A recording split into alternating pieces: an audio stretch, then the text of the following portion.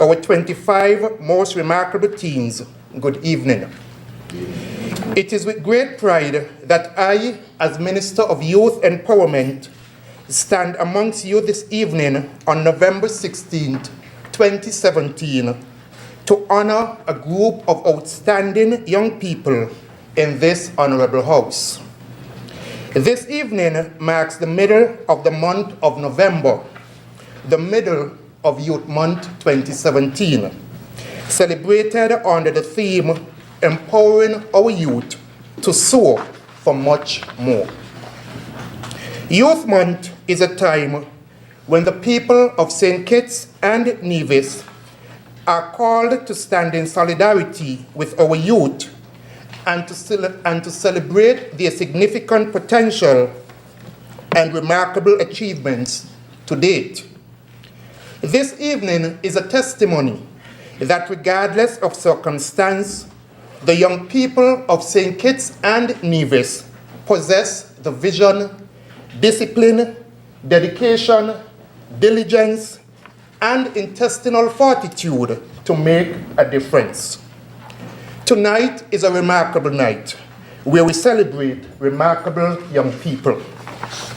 This year's celebration is made even more special by the tabling of the Federal Youth Policy of St. Kitts and Nevis just 2 days ago in this very same Parliament.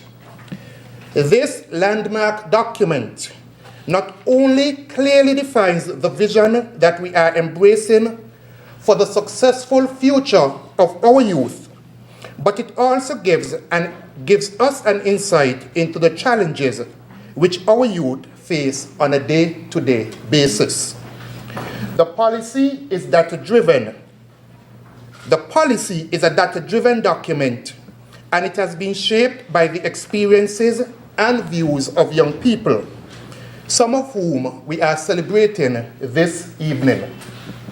Mr. Speaker, allow me briefly to speak to the 7 pillars upon which the youth policy is founded. 1. Economic participation, to ensure young women and men have equitable access to decent employment and livelihood opportunities. 2.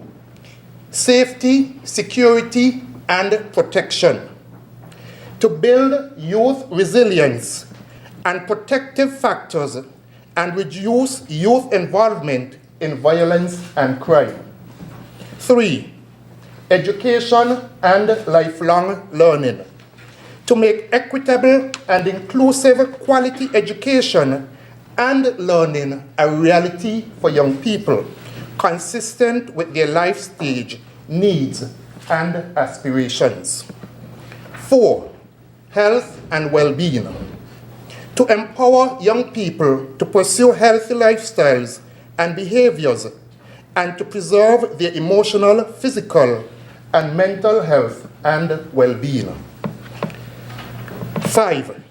Youths as agents of democracy, development, and nation building, to integrate and empower young people to integrate and empower young people fully for genuine youth-led action as trusted partners in community and national development and decision-making. 6.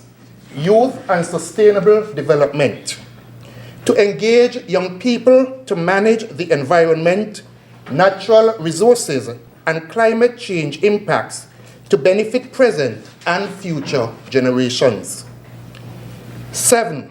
Youth development work and youth mainstreaming, to strengthen national capacity and systems for mainstreaming youth development and for the management of professional youth work consistent with industry standards and practice.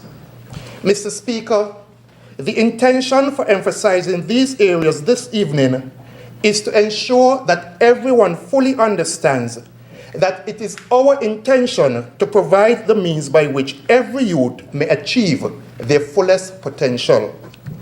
We are very cognizant of the issues which the young people have highlighted as their areas of greatest concern. These are violence involving youth, gang recruitment and involvement, lack of economic engagement and mobility, substance abuse, bullying and abuse, lack of social engagement that is not listened to nor consulted on matters of national importance. These areas, which have been directly derived from data gathered during the process of the creation of the youth policy, relate a story of just how remarkable our young people are. For our young people witness violence or are victims of violence in the evening and go out to work and school the very next morning.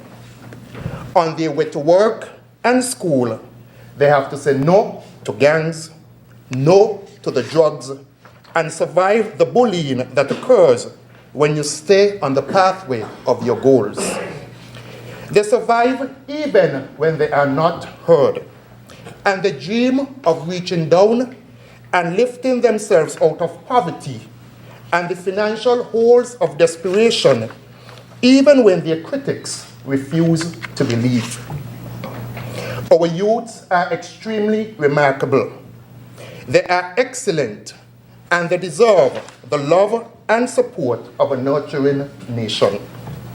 Mr. Speaker, as the nation trains its eyes and ears on tonight's proceedings to witness and support the most remarkable of our teens for 2017-2018, it is also important to recognize that their character, thoughts, and deeds are a testament to the efficacy of those closest that shape their worldview. The place that our young people see for themselves in this society and this world, the paths that they each walk along their life's journey, the way that they interact with their peers, their society, their world, is often a reflection of the quality of the environment and the engagements that others make available to them. Hence, I wish to take this opportunity to say thank you on behalf of the young people being awarded here this evening. Thank you to the mothers, fathers, grandparents, siblings, and other family members that loved and nurtured their remarkable selves. Thank you to the teachers, coaches, and mentors who recognized and amplified the excellence of our young people. And thank you for the other young people, their peers, that supported their friends. There are among us many examples of positive figures from whom we may take example in how to engage with and provide meaningful and positive support and encouragement to our youth. Yet, some of us may have faltered in our responsibility to guide, support, and mold the minds of our youth positively. But it is not all lost. There is always tomorrow, and there are still many young minds among us who would value your listening ear and supportive words. We encourage and we implore you to reach out and ensure the continued investment in the spirit of our youth. Ladies and gentlemen of the gallery, I commend you for being among the key driving forces behind the young awardees this evening. Each and every one of you is present here this evening because of the significant role that you have played in molding the young men and women that we gather here to honor into model citizens worthy of emulation by their peers and of support and encouragement by society. Whether you are parents, friends, teachers, coaches, acquaintances, each of you has seen enough value in at least one young person to invest your personal time and energies to raise, to nurture, to mentor, to guide, to teach, to tutor, to scold, to critique, to encourage, to nominate, to lift them up for the world to see, and to celebrate them for the remarkable assets to society that they are.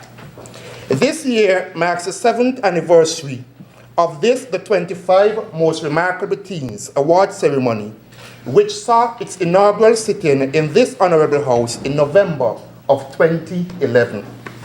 Over the years, we have recognized 150 youth from across St. Kitts and Nevis with an array of incredible backgrounds and personal life stories.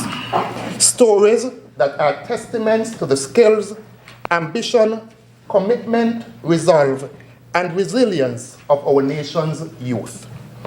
By the end of tonight's brief ceremony, we would have awarded another 25 of our most remarkable teens to bring the lifetime number of awardees to 175 promising youth. Now, some have asked, why 25? Why every year? That is a lot. Do we really have so many remarkable young people? Ladies and gentlemen, I submit that not only is it true that we have 25 teens worthy of recognition as remarkable teens each year, but we have thousands and thousands of remarkable young people. Young people who are creative, industrious, well-educated, skilled, empathetic, community-spirited, service-oriented, and so much more. Ladies and gentlemen, despite the few incidents that may occupy the majority of our social media spaces, spark controversy, and fuel contempt for our youth, I contend that the vast majority of our youth are focused and committed individuals. Our youth that not only hold dear solid principles of respect, trust, responsibility, discipline, and partnerships, but they also demonstrate these principles in their everyday lives. Tonight, you will hear simply a few synopses of the remarkable lives so far lived by our young awardees. Tonight, you will be a witness to stories of determination to succeed despite overwhelming odds, stories of courage to stand up to negative influences and to take a turn for the better, stories of commitment to the well-being of others less fortunate, stories of regular young people facing extraordinary odds and emerging on top. Ladies and gentlemen, you will hear the triumphs of young people whose walk amongst us and whose spirit and resolve we can learn from and that we can celebrate. The Ministry of Youth Empowerment and the government of St. Kitts and Nevis not only commend these youth and their circles of influence, but we remain committed to realizing an environment that enables every youth to realize their fullest potential. The recent tabling of the long overdue federal youth policy in this House marks the beginning of a new age of youth development, empowerment, and mainstreaming in St. Kitts and Nevis. With the full engagement of our youth, with our stakeholders, both private and public, we stand assured that every youth will have equitable access to the relevant resources and opportunities to self-actualize and also to be empowered to soar to the highest heights possible. With much humility, I present the 25 most remarkable teens of St. Kitts and Nevis. May it so please you, Mr. Speaker. Stay up to date with news, programs, and activities of the government with SKNIS. Like us on Facebook. Listen to us on SoundCloud.